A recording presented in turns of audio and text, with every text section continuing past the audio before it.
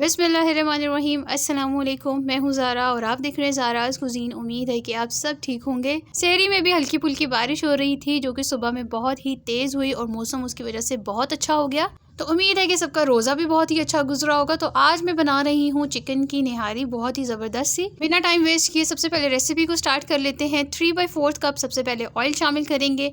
Oil गर्म हो जाए तो एक मीडियम साइज़ का प्याज लिया है, इसको ऐड करेंगे और इसको हमने अच्छे से फ्राई कर लेना है। तो प्याज ये हमारा फ्राई हो गया है। अब बारी है इसके अंदर अदरक लहसुन का पेस्ट ऐड करने की। 1 टेबलस्पून अदरक लहसुन का पेस्ट ऐड करेंगे और इसको भी सौते कर लेंगे कि इसका कच्चापन खत्म हो जाए। हाफ kg लिया है मैंने चिकन, वो शामिल करेंगे। अब आप इसकी जगह पे बीफ या फिर बोंग भी इस्तेमाल कर सकते हो। बोंग निहारी की रेसिपी मेरे चैनल पर अपलोड है, आप वहां से जाके वो भी देख सकते हो। 3 से 4 मिनट चिकन को हमने फ्राई कर लेना है, इसका कलर चेंज करेंगे। फिर जी इसके अंदर 2 टेबलस्पून हमने निहारी मसाला ऐड करना है। आप होममेड या फिर रेडीमेड मसाला भी ऐड कर सकते हो या फिर आप घर के मसालों के साथ भी इसको बना सकते हो।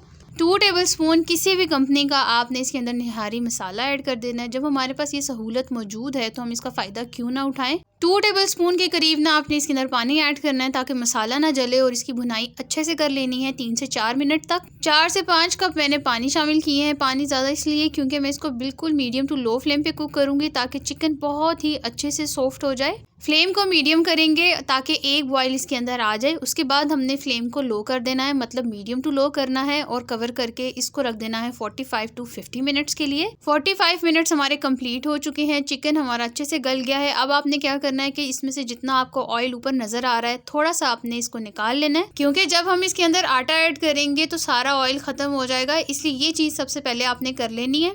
अब इस ऑयल को आपने कब ऐड करना है वो भी आगे चल के मैं आपको बताती हूँ। ऑयल को कर दिया जी साइड पे। अब इस पतीले को भी आपने साइड पे रखना है। यहाँ पे हमने जो आटा है उसको भून लेना है। बहुत सारे लोग ना आटे को सिंपल ऐसे ही पानी में मिक्स करके वो भी ऐड करते हैं, लेकिन आपने ऐसा नहीं करना। 1/3 कप आटा लिए जो आप सिंपल घर के लिए रोटी बनाते हैं, वही आटा है ये। उसको आपने मीडियम टू लो फ्लेम पे अच्छे से भून लेना है जब तक इसमें से प्यारी सी खुशबू ना आने लगे, इसका कलर ना चेंज हो जाए, तब तक आपने इसको भूनना है। भुने हुए आटे को आपने आधा कप पानी के अंदर अच्छे से मिक्स करना है ताकि कोई भी लम्स ना रहे। उसके बाद आपने इस निहारी के अंदर इसको आहिस्ता आहिस्ता करके ऐड करना है और चम्मच को आपने हिलाते रहना है। अगर नहीं हिलाएंगे इससे भी लम्स बन सकते हैं। अब यहाँ पे आप देख सकते हैं कि ये थोड़ी थिक भी हो गई है और इसके अंदर से जो ऑयल था वो भी सब खत्म हो गया है, इसलिए आपने पहले ऑयल को निकाल लेना है। अब आपने इसको कवर करके रखना है 5 से 7 मिनट के लिए ताकि ये और अच्छे से गाढ़ी हो जाए। मेरे चम्मच हिलाने के अंदाज से आपको पता लग रहा होगा कि ये गाढ़ी भी हो गई है। अब इस पॉइंट पर आपने इसके ऊपर ऑयल ऐड कर देना है जो हमने पहले निकाल के रखा था। बाकी का ऑयल मैं जिसके अंदर डिश आउट करूंगी उस बाउल के ऊपर ऐड करूंगी।